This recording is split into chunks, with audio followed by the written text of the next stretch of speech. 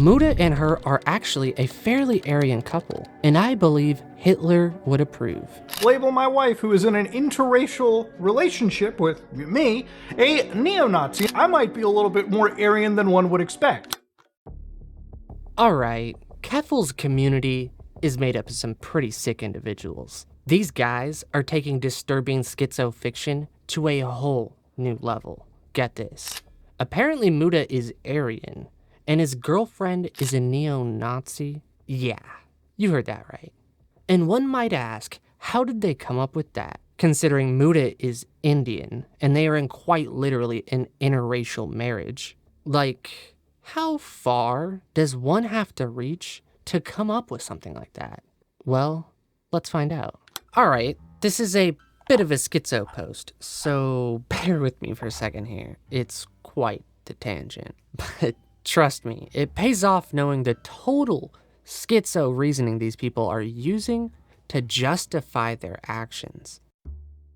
Though alt-rightoids ideologically irk in marrying non-Aryan-like Semites, Muda and her are actually a fairly Aryan couple, and I believe Hitler would approve. Blonde hair and blue eyes are Nordic Aryans, but amongst other Aryans we have Afghanis, English, Celts, Iranians, Iran comes from Aryan, Japanese, honorary, and plenty of other brown hair, brown-eyed, even darker-skinned peoples like Italians are Aryan. Muda is part Aryan because Brahmins are upper caste Indians, from which the Indo-Aryan people derive. Dojangles married Muda because of his Aryan ancestry. This is proven when she talks about the 23andMe test she and him do before dating, where she found Veldic Aryan blood in him.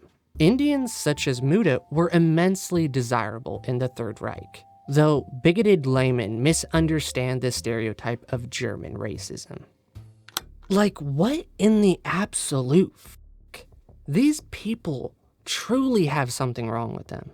I mean, as if being part of Keffals' community wasn't an obvious enough reason to think that. How far down the rabbit hole of bathtub hormones do you have to go in order to be able to think that under any circumstances that Muda would be considered Aryan? You guys are quite literally losing the plot. You don't dare look at any of the content of the video, because you know doing that will only make Keffals look bad, because it was all true. So you're left with one option, and one option only, really.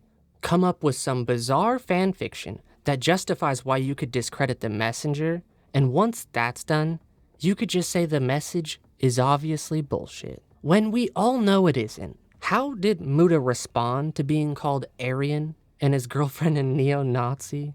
Well, about as you would expect.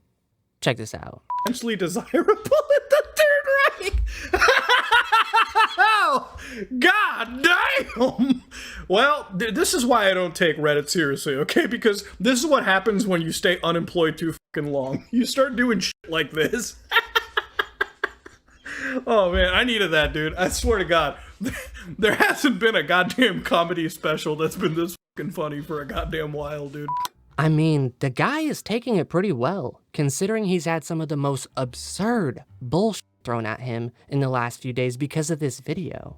I mean, I tried to warn him on Twitter, but obviously nobody listens to me. But honestly, I'm glad he released this video, because this person needed to be taken off their pedestal. And the previous takedown videos were just too easily dismissed with the whole, they are with the right, or they are transphobic, etc. And they really tried that with Muda, but it's kinda hard to do that when someone is never political and they are Indian.